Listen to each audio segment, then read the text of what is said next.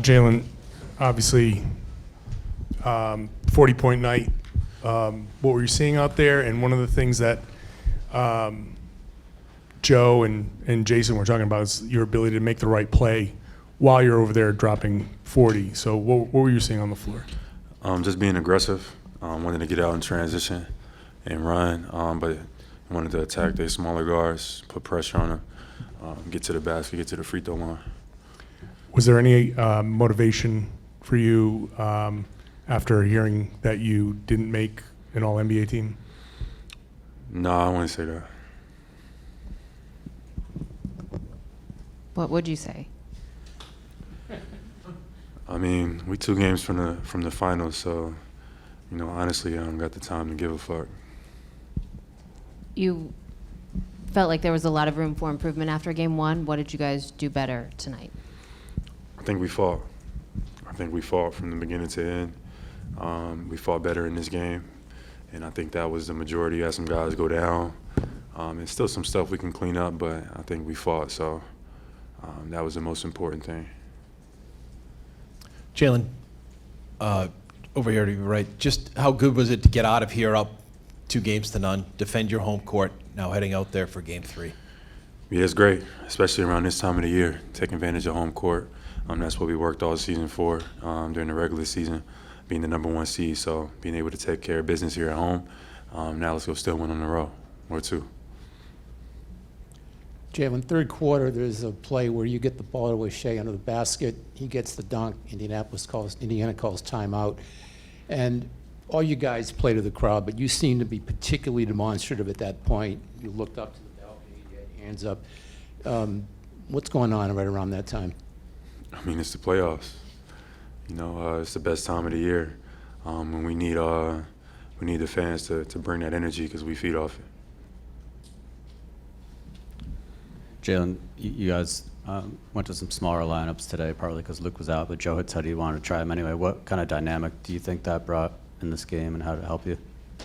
I couldn't hear you say that one time. The going small a little bit, smaller lineups. Yeah, we haven't done that too much all year. That was a new look for us, but I thought that we won those minutes. O'Shea came in, X came in, and we were able to still rebound and get out and run. So I think the key in that group is rebounding. But that also allows us to play fast, to match their speed a little bit better and get matched up in transition. We just got to keep these guys in front of us, which is hard to do when they just, they're getting the ball, taking the ball at the net and just pushing it up the floor. But I thought those guys, O'Shea and X, in their minutes, had a great value. Were you surprised at all that they went like third string deep bench with like 5-6 minutes left? It's still a 14, 50-point game. And how did you kind of, maintain your guys' level when that happens? Yeah, it was a little surprising. I don't know what the reasoning behind that was, but we focused on winning the game, so I think that's what our focus was. But yeah, that definitely was a little weird. Last question is Chris and Gary. Jaylen, you were so intentional about what you wanted to accomplish in this postseason, the work you put in, being more efficient, and kind of projecting what you wanted to accomplish. Seeing it happen now, having games like this and the postseason in totality, what has that meant given how intentional you were about what you wanted to accomplish? I mean, it's a blessing to step out on the floor each and every night. I don't take that for granted.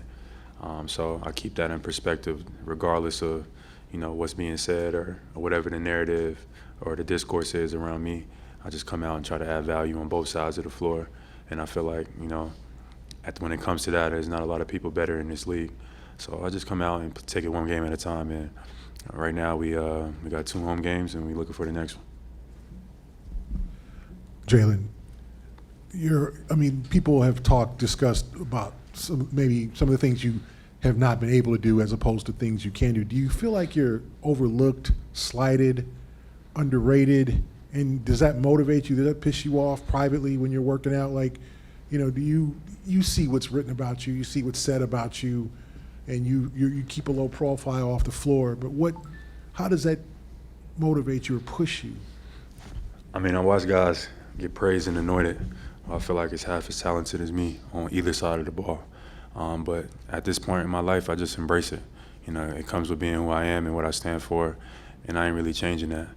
So I just come out, and I'm grateful to step out on the floor each and every night and put my best foot forward. I get better every single year, and whether people appreciate it or not, it is what it is.